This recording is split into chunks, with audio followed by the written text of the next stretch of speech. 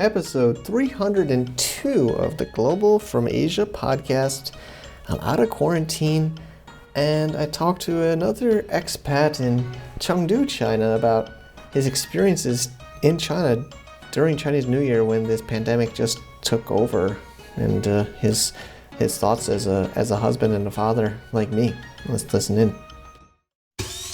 Welcome to the Global from Asia podcast, where the daunting process of running an international business is broken down into straight-up, actionable advice. And now, your host, Michael Michelini. Thank you, everybody, for choosing to download or stream or, I don't know, Wendy somehow gets this official WeChat account, so I hope, and I am still without my ATR 2100 microphone. I'm with a lapel mic, so I hope this sounds okay.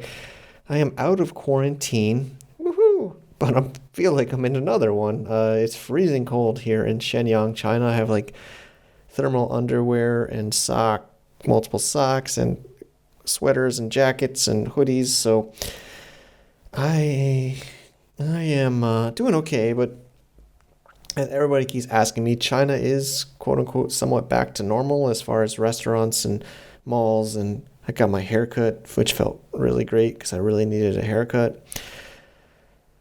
But it just feels different to me, and I had my belated birthday cake with my kids, so you can check that stuff out at mikesblog.com for the personal family travel kind of stuff.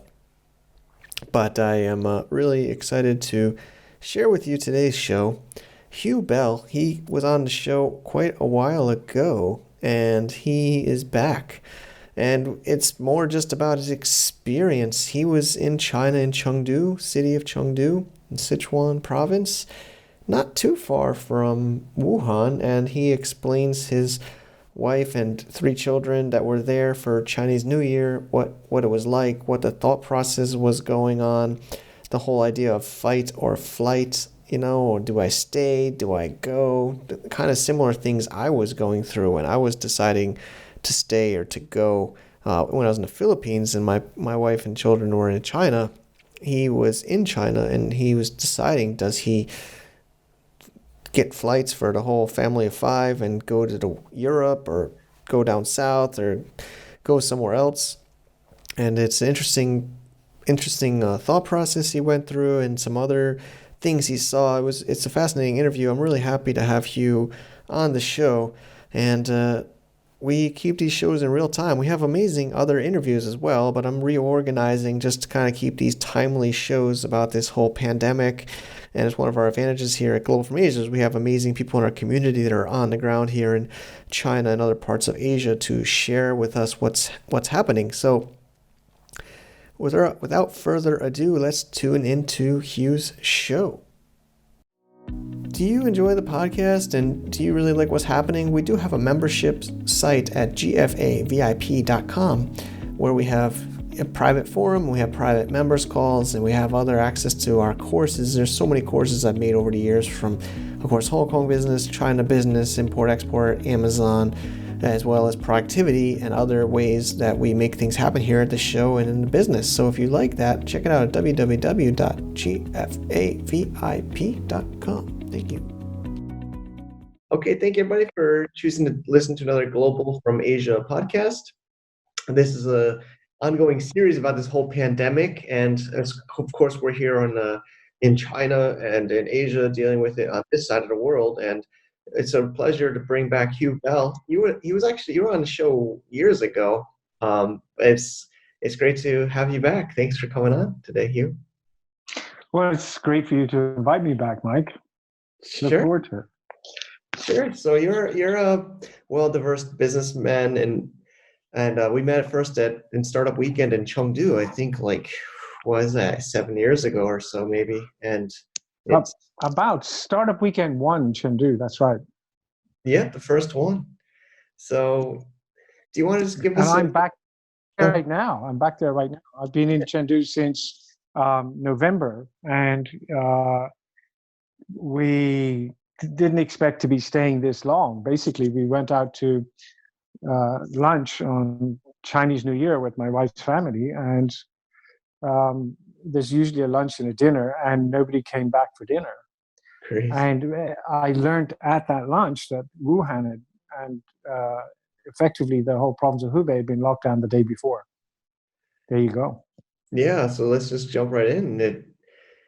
Yeah, so yeah, you're married with children similar in my position, and you were here. Yeah, like you just said, you were here. You go between Hong Kong and Chengdu is your kind of normal track. Yeah. My wife is from Chengdu, and now we have 3 children, from teens down to 8, and so her parents are here, and we came up to spend time with them as we do each year, and this time it's been extended. Yeah. Yep, yep. So yeah, so you would come down for a holiday, like many actually. I remember reading in the news that the virus was starting to get more and more serious just before Chinese New Year started, and they still decided to let everybody travel before Chinese New Year. I remember it was almost like some people felt like maybe it shouldn't, because that's the biggest. I think Chinese New Year is the biggest global, what's it called, like migration or movement of people in the world, right? I think it's the largest global migration, and I actually went to Hong Kong on 2 trips, in one in December, one in sort of mid-January, to do factory inspections in Dongguan. And the January trip, the hotel asks about my travel history, and I said, "Wow, why do you need to know that?" And they said, "Well, it's a government request. In fact, it's not a request; it's a government demand." And I had to fill out the form. And so that was the middle of January, when I first became aware of it. Yeah. Yeah, exactly. Like I was here in Shenyang where I'm back now. We'll get into that later, but I remember hearing about it, but it obviously wasn't as huge of a news. I think, yeah, like it started right, like you said, during the Chinese New Year lunch. So can you give us a little background, like about your experience, how it started or how it went? Well, because when I came back from Hong Kong, people were a little bit aware about it, and they were a bit cautious about going out, and there wasn't that much. Like, I'm a foreigner, so I wasn't in the local news loop, and I was kind of relying on what people were saying. And anyway, at the lunch, there were 3, let's say 40 people. 3 men were wearing masks. Myself, another, a cousin of my wife's, who's probably in his 30s, and my father-in-law, because my wife's mother told him to, and all the other men weren't, and quite a lot of the women were. And I don't know. I just don't think that there's the same kind of gender kind of thinking about it, and uh, literally the whole mood changed after lunch, and everybody had masks on. They all had them with them, and they all put them on. And so then when I got back home, then we learned about that. Well, I learned about Hubei being effectively locked down. Started with Wuhan, within 24 hours, the whole province. And then that was it. It was like shock. There's no, like a lot of other countries, they had warning about this for 2 months, and they made announcements that incrementally they would start to social distance, and they would start to kind of close off maybe transport things, or close off particular parts of countries on certain times and certain dates. And it seemed to me to be like they were given notice, and therefore they had this idea that COVID started on that day and time, when actually it was already there. And in China, it just happened. There was no warning, so the shock was big. Yeah, I remember. Yeah, I mean, I think it was an article I read or somewhere, they said it was like not even in the daytime. It was I heard that they announced a lockdown at like midnight or 2 a.m. local time. And then basically people woke up and the next day they were locked down. Right. You're right. I mean, again, there's different mechanisms of government, and there's different cultural differences. And here there's a massive density of population, which is not necessarily the same in other countries. Although London has a similar population to maybe Hong Kong or something, one person per space would be like a tennis court, and in Hong Kong that space would be 25 people, and in China it could be similar. So yeah. Yeah, so I guess just for everybody, even me, I'm not totally so good at geography. Chengdu, how far is Wuhan from Chengdu? About is it? Trying to. Okay, that's an interesting question. So between Hubei western border and Chengdu, there's Chongqing, a city of 33 odd million people, municipality. And that was my mental red line, because that was midway between us and Hubei border. And the Hubei border to Wuhan was probably like half the distance Chongqing to us. So that became our red line. So maybe 300 miles, if I may say that, and maybe 600 miles all the way over. So, like, it's not very far when you're here, I can tell you that. It's the next city along and the next province along. So, Got it. So, what's going through your mind, or what's the conversation with your wife and those around you? well, I have to tell you, like, I was in a bit of shock, but they were not in shock, and they're all very calm.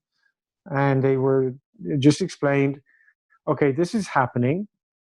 We're all going to stay in, and we're all going to stay in for several weeks, definitely 2 and probably 4. And that was it.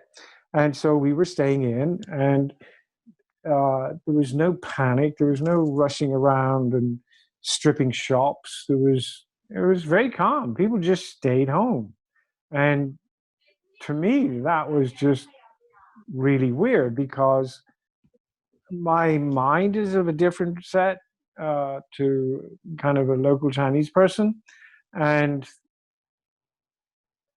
I just couldn't, it just was so difficult to grasp that 60 million people couldn't move. Mm. And so I wasn't so much shocked about the virus, because I didn't know enough about it. I was shocked that 60 million people just were not moving. That is the population of Italy. That is close to the population of UK or Germany or France. It's it's a country. How do you do that? Yeah. So that's the kind of thing that was going through my mind. And going through my wife and their family's mind was what was actually happening, which was more related to the actual virus, which was being called novel coronavirus, or nCoV in those days. Yeah. Let's not get political with the names of the virus. But yeah, like but it's definitely interesting. I think that does show differences of culture, whereas in the Western culture, there would be less, I think we as Westerners generally don't listen to authority as much, or don't just blindly accept what authority tells us to do, right? Like, in the Western worlds, we resist, or need to be convinced, or we need to be believe or understand before we just blindly follow what the government tells us to do, right? So I'm Irish, and we have, as a nation, we just have like issues with authority in any case. Yeah. I'm also British, and one thing that the British have with them is that at one stage they sacked a king and beheaded him. So, there's a lot of Middle England kind of rights and feeling of our say has weight. So yes, they kind of challenge the government a lot. They vote for the government. They blame the government. And I think over here, people have a strong faith in the government. And I think if the government says something, they believe in them. And they have leadership that they follow. Yeah. And without all the reasons as to maybe Western optics or opinions as to why that might be, like simply here in my, like, oh God, 15 years experience of being or more being in China, is that people just get on with their lives and they um, accept that what they're being told is largely for their benefit and just get on with it. Agreed. So I think listeners might be thinking this, and I'm thinking this too. So you're in Chengdu, you're not in lockdown yet, right? It was only Wuhan. So you and the family had a chance to flee or to travel or to go, right? But you, We had all that, yeah, and it was called self-isolation, and so people isolated, and then the kind of term then changed a bit to soft lockdown because uh, incremental elements of different regulations were coming into play as time passed. So every day was a different story, and so soft lockdown, I think, is what we ended up in for a period of time.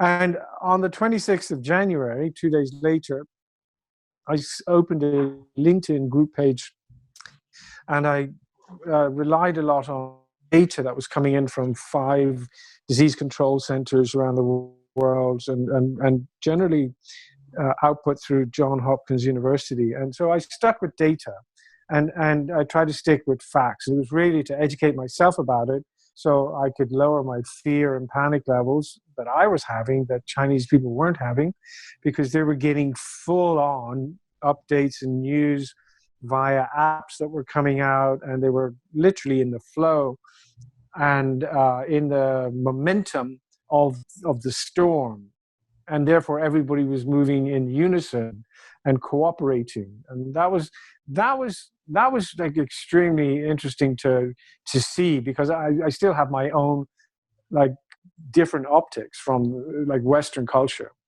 And on the 28th of January, it the cases were doubling. Everything was doubling every 2 days, and it was getting very stressful. And I had 3 children, and I had this conversation with my wife. Okay, if we get sick, we're going to end up in a hospital. Where would you rather be? Hospital? In fact, where would you rather your child be in hospital, who won't be able to have you or I with them, who will be in isolation by themselves at 8, 11, and 13 years old? Where would you rather that happen? Here, or in Hong Kong, or in UK, or in Ireland? Those were our options. So we decided it would be extraordinarily kind of traumatic for them because of language and cultural barriers and differences. And we decided we bought tickets to Hong Kong to put ourselves in 14-day isolation there, because our mindset was already in. We were dialed in, we were motivated, and we were in the momentum. And we had friends offer to put us up and stuff like that. And we said, no, we're not going to put that on you. We're going to like get our own place, and we're going to stay there for 14 days. And then we'll see what happens after that. And then when we're there during that period, we're going to get tickets and we're going to go to UK and Ireland. And Ireland was probably the most appealing because very low density of population and people are spread out. And we had some to help us there. 1 day later, 3 jets landed, one in US, one in UK, and one in Japan, and it was repatriating American, British, and Japanese citizens that were in Wuhan. And when those planes did, I changed my mind. I just did a complete pivot. And as a startup kind of entrepreneur guy, you have to be flexible, and pivoting is part of life. And it was the reaction when that plane landed. Those planes landed in each country, and it was also the media reaction when those planes landed in countries.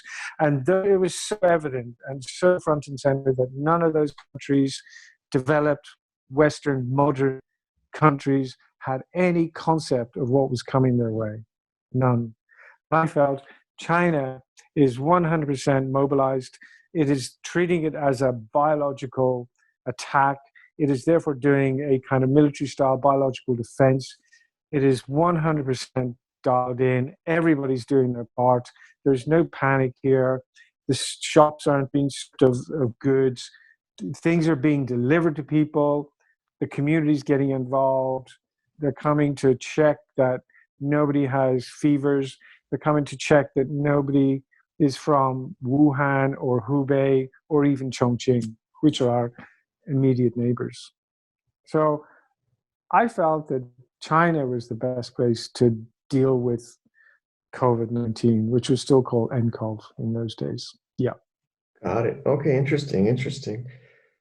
So then let me just go back to the jets. So I remember, I was in Philippines at the time, and I remember reading they were kind of like all the countries are trying to evacuate their citizens from China, from Wuhan. So these jets picked up people inside Wuhan, right, at the time? That's correct, yeah. Yeah, so then just to be clear for listeners, so you weren't eligible for that because you're outside of the epicenter, but so then you felt that meant like by them taking those people out was a negative? I'm also kind of No, it's when they landed in their own countries. There was like this cheer that they'd got out of the problem, and actually they hadn't got out of the problem. They had brought the problem to that country, and the media reacted in a way that that problem is all the way over in China, and now we're going to put a fence around that, and it'll stay there. And these guys were not dialed in. They were not aware of this thing was coming at them with a force. Yeah. Simple. I think that the reason was a lot of these other Asia, it kind of was always like an Asia thing. Like, honestly, I can't really remember SARS so much. I wasn't here, but I remember reading this. You'd always think like this is something that's coming out that would just stay in China or Asia. I don't think, from my understanding, maybe I'm wrong, but from my perspective personally, I just think that the Western media, the Western people felt like this always kind of contained and goes away in China or in Asia. Well, you're not wrong in all of that. I mean, I was in the UK during SARS, and there was news about it, and people felt, well, it'll stay there, it'll be localized, and in fact, it was. So, I think that didn't help the mindsets of people in this outbreak, but the World Health Organization was making an awful lot of announcements, and a lot of people were not taking it seriously, and it was too far away. I mean, look, when Fukushima nuclear accident happened, my mom called me and said, "Are you getting out of Hong Kong?" And I said, "Well, what do you mean?" She said, "Well, the nuclear power plant, did you not see it?" And I said, "Yeah, but let me ask you a question." She's in London at the time. If this happened in Cairo, would you leave London? She said, "What are you talking about?" I said, "That's the distance between us and Fukushima." So from the other side of the world, and a map and an atlas, everything seems so like A, far away, and B, because it's at the extremity of the map or the other side of the globe, and B, it's like we're over here. It's not coming our way. It's there. And I think is what I've learned throughout this whole time is there is a human behavior called informational behavior, whereas you react to what your immediate neighbors are doing. So I was here, oh my gosh, for the 2008 earthquake with my wife and some of my children. And we were the whole population was out on the street. So let's say 12 million people were on the streets, not all on my street, but on all the streets in Chengdu. And every hour or so, there were like large aftershocks. And people were running like 20, 50 meters. Well, like what point was that? But when someone started it, everybody around them started it. You see? It's kind of behavioral or informational behavior, it's called. And there was none of that in outside of the epicenter of where it was going on. And that was in China, it was in Hubei, and in the world, it was in China. That's true. That makes sense. Yeah, I mean, I definitely second what you mean about people thinking all of Asia is Japan is China and Philippines is China. Like they don't understand how huge Asia is and how far away things are. Like UK and Cairo. That's a good analogy. Yeah, So totally. And you've often heard of Asian fusion restaurants because like people don't understand the specifics of different cuisines, even of different provinces in China, or between Chinese, Japanese, Korean, or Thai, or Vietnamese, or Cambodian, or it's just Asian, right? Just mhm. like a lot of it, like I suppose you have all the way the Americas, right? You've all the way from Inuits or all the way down to like uh, like historically Incas. There's a big difference, right? True. Although I have to say in China sometimes they say Western food to me. I think, they say you want Western food, but I do agree. A Yeah, West. yeah. Okay, cool. But we wanted to talk about this whole China visas too. I'm going through it now. So you also have a limited stay in mainland China. Like a lot of foreigners, we don't have like, long-term stays. Like, you had gone between Hong Kong and China often. It's similar to me. I would do short-term stays in China. I know a lot of listeners are also doing those hopping in and out of China. So you're in this lockdown. What what was that like? I mean, how long did that affect your visa? Of course, it affected your travel and your life, but as far as visas, what were you thinking or doing, or is there any changes? Well, the central governments were very aware of this, and they actually one short little point that a lot of the world probably is not aware of. Very quickly, China stopped issuing outbound visas to their own citizens. Now, in other countries, there are no such thing as outbound visas. But in China, to travel somewhere, you need a visa to go out. And then you need another visa to enter somewhere else.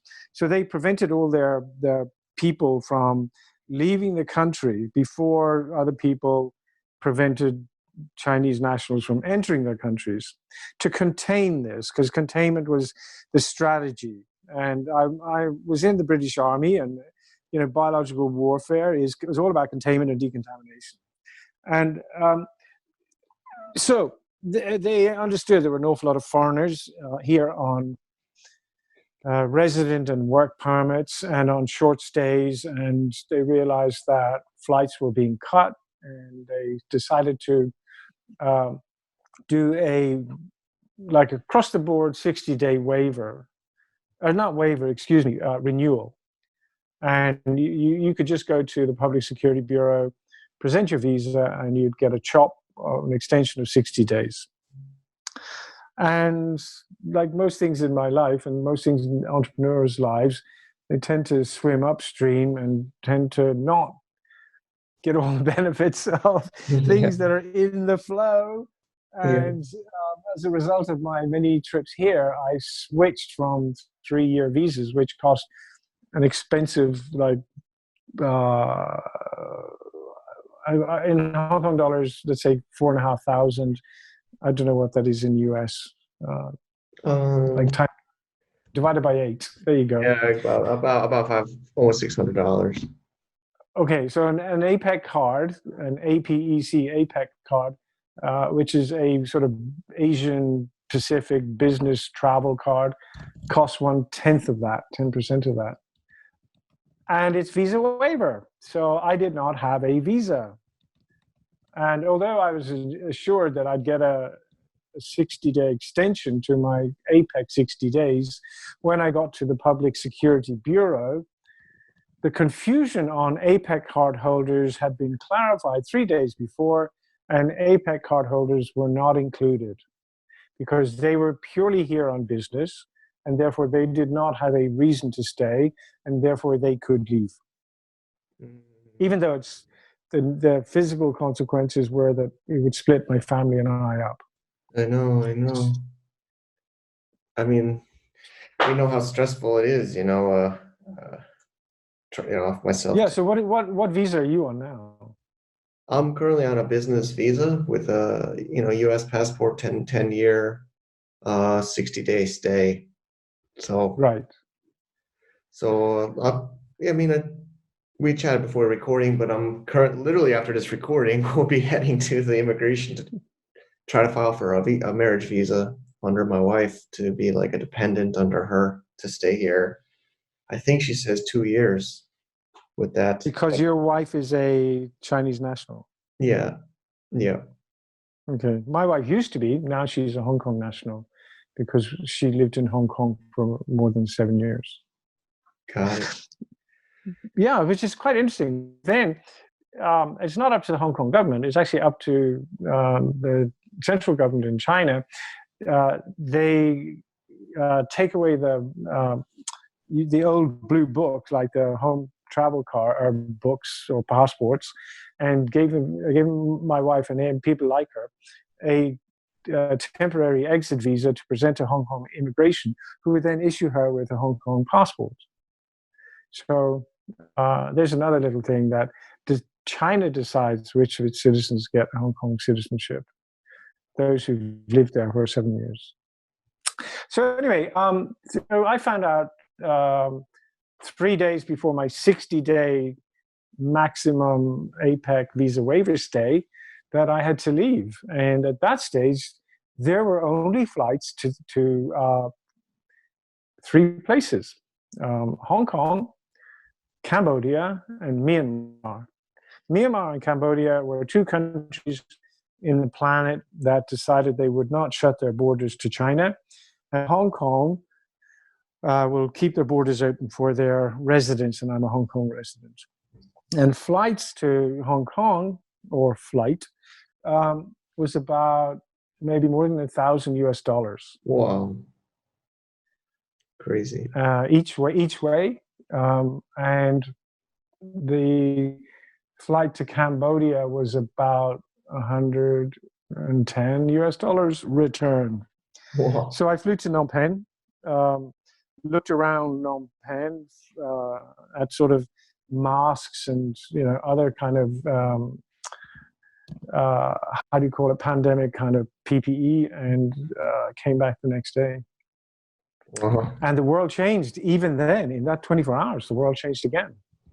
I arrived back in Chengdu, and there were a team of more than 30 hazmat suited pre-immigration sort of health checkers, and I was sitting in the front of the plane.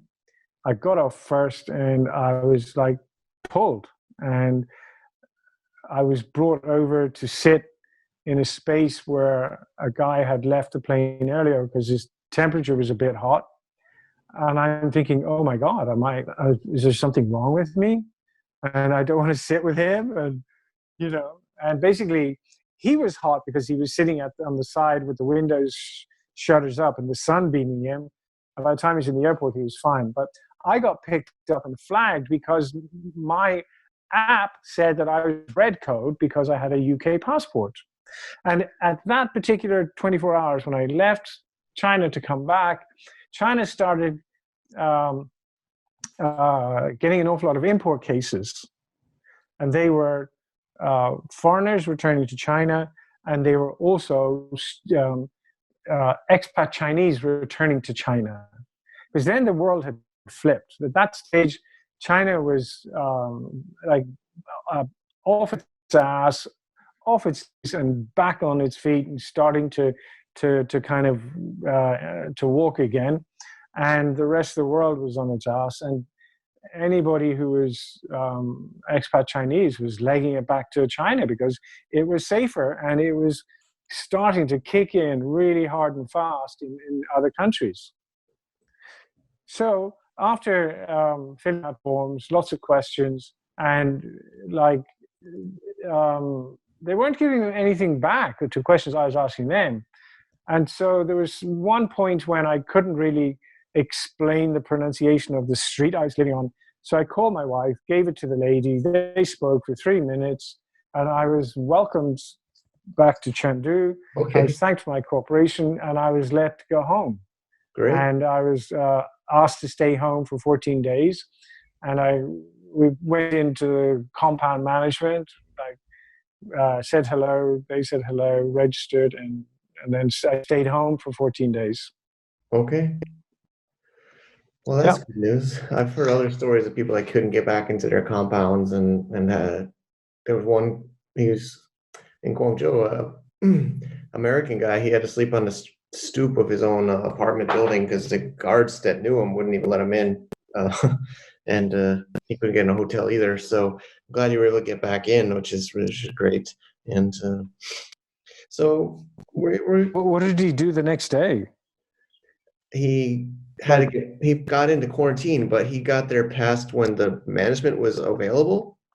I think he got there like 9 or 10 p.m. So the workers Oh, that I were see. there Right, right, right. didn't have the procedure or knowledge or ability or whatever to let people register in to go to their self quarantine in their house. So they just said, go to a hotel for tonight and come back tomorrow. And he says, it was really late. I think maybe even past 10 p.m. He couldn't get a hotel anywhere. And so he literally had to put his luggage on the stair and as a pillow with some clothes and slept there. And it was Wow. unbelievable. Yeah, Wow. he was pretty furious. That's Russell Morgan. He was actually on the show a couple weeks ago about that. So there's always bad luck in these situations. So let's So oh, go ahead, Hugh. Go ahead. part of this whole thing is that if you think like that's it, it's not it. Every day the world changes some way, shape, or form.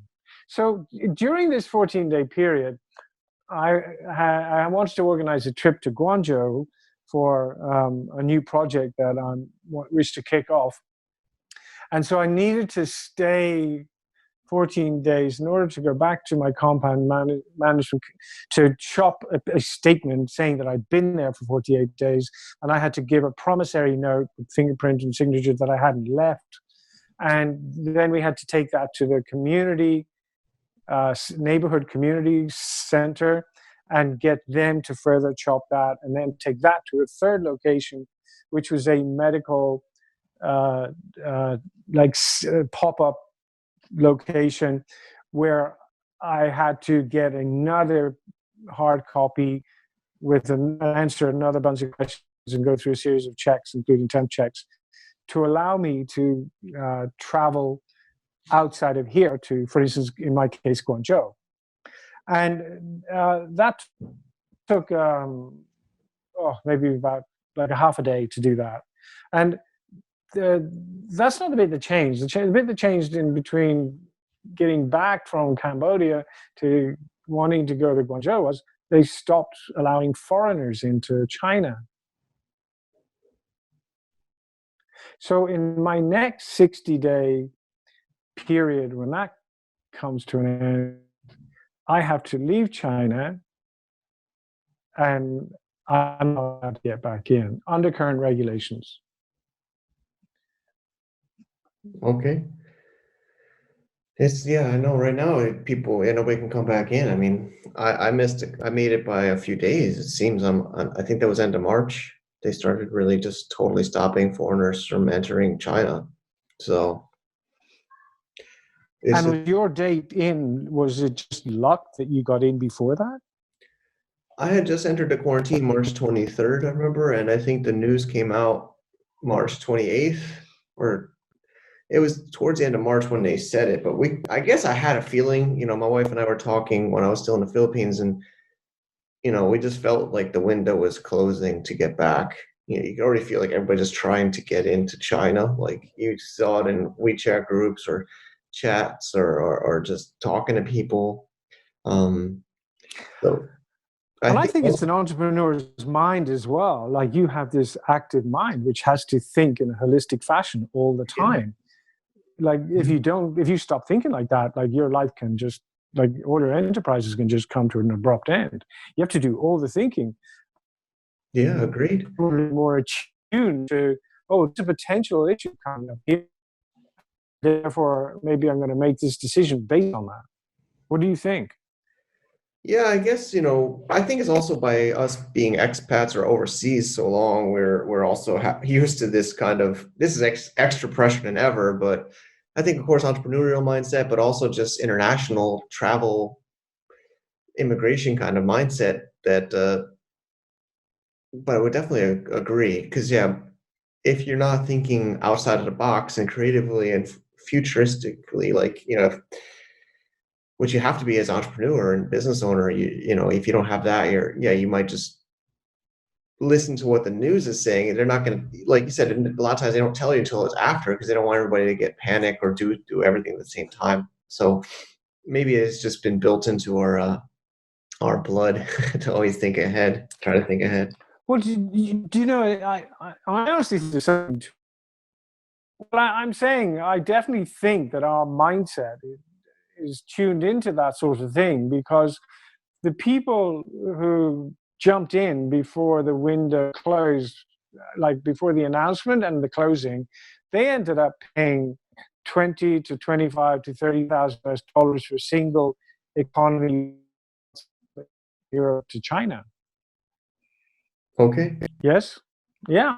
Or there were like other people blocked together to get small jets to take them in. They're just, anyway, there's just a mindset thing. Cool. Understand. Yeah, of course. It's definitely an advantage. I think a lot of listeners, are like us that are, we think outside the box. We're not just staying in one mindset and one process. So it definitely helps us when these insane situations happen. All right, Hugh, well, this has been fascinating. Really appreciate you sharing. Is there any last words or maybe ways people want to connect with you, or we can maybe put your link? Well, I'll tell you one other observation. I noticed that early on, for instance, in the UK, Asian people were getting picked on, and this was like a xenophobia or xenophobic reaction to what was happening. And again, by not very intelligent people. Some of them got beaten up and told to go back to where they come from and take their virus with them, which is just totally unintelligible. However, the kind of phobia can work its way back down to a compound or a building. Here, we had some Chinese Australians who came back to their home here, having let's call it fled at the beginning, and the residents wouldn't let them in. They were considered potential carriers, and they were told by the residents to go and stay in a government quarantine hotel for 14 days.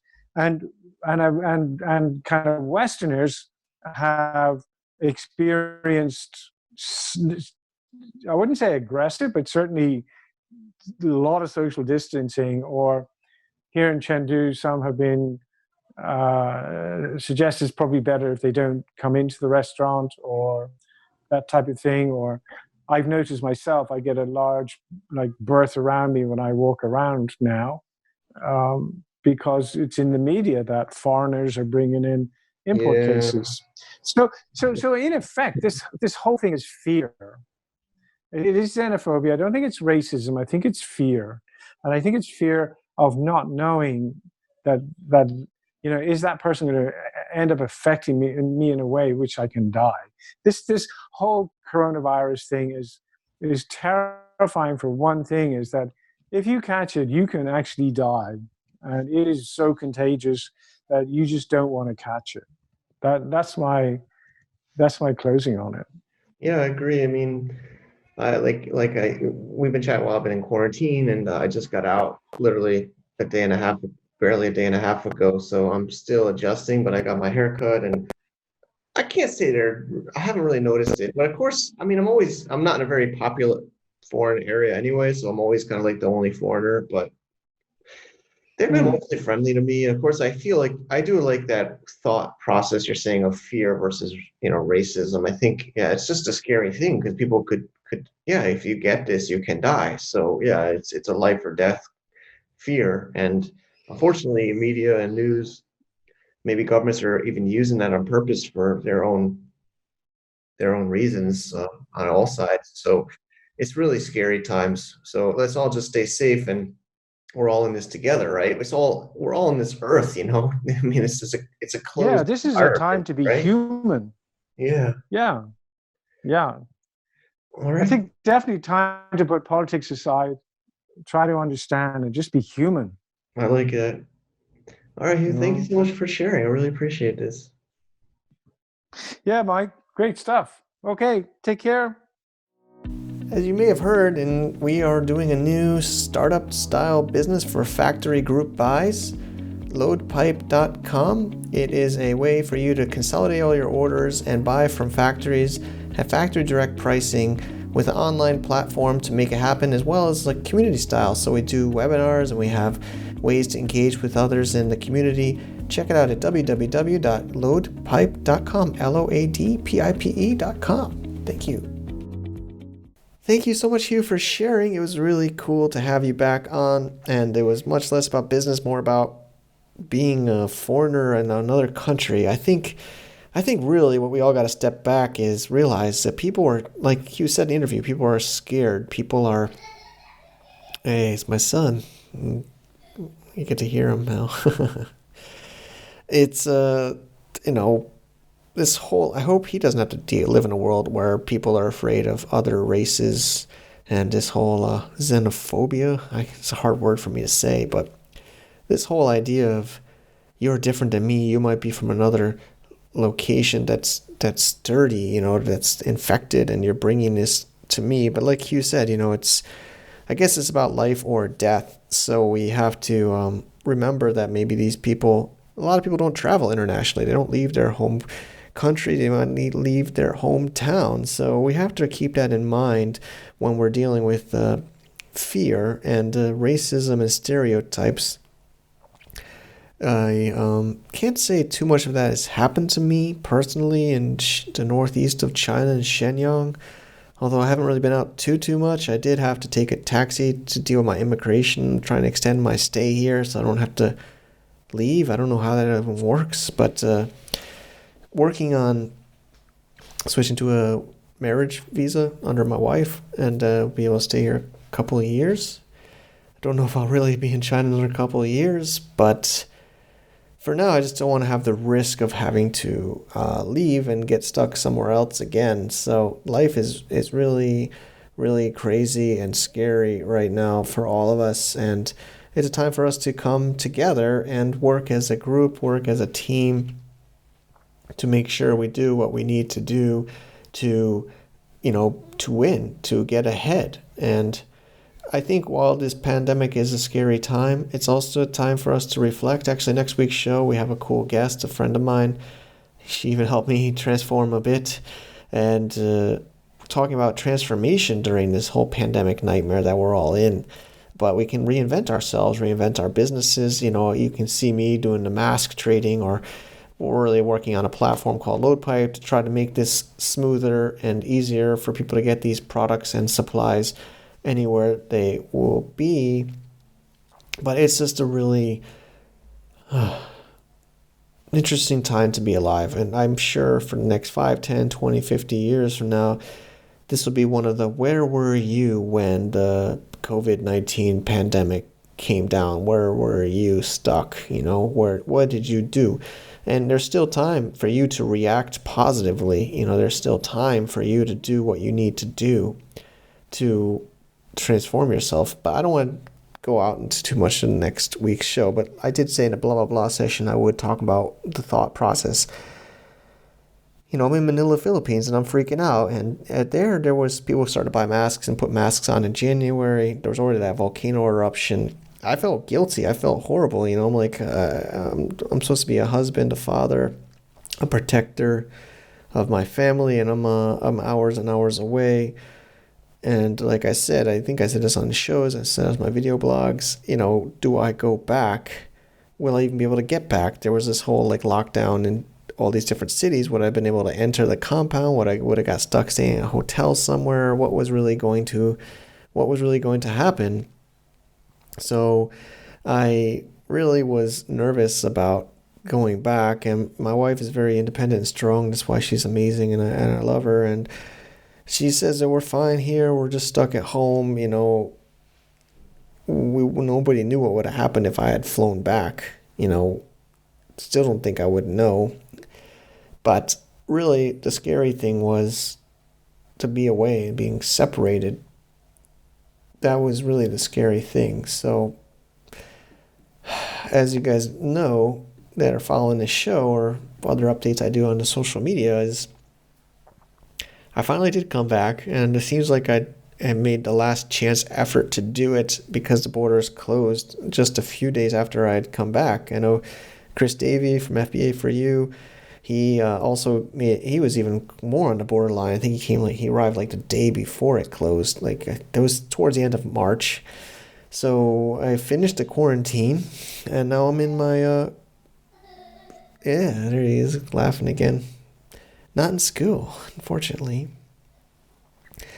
But I am back here, and I am here for the foreseeable future. Just got out of quarantine, and the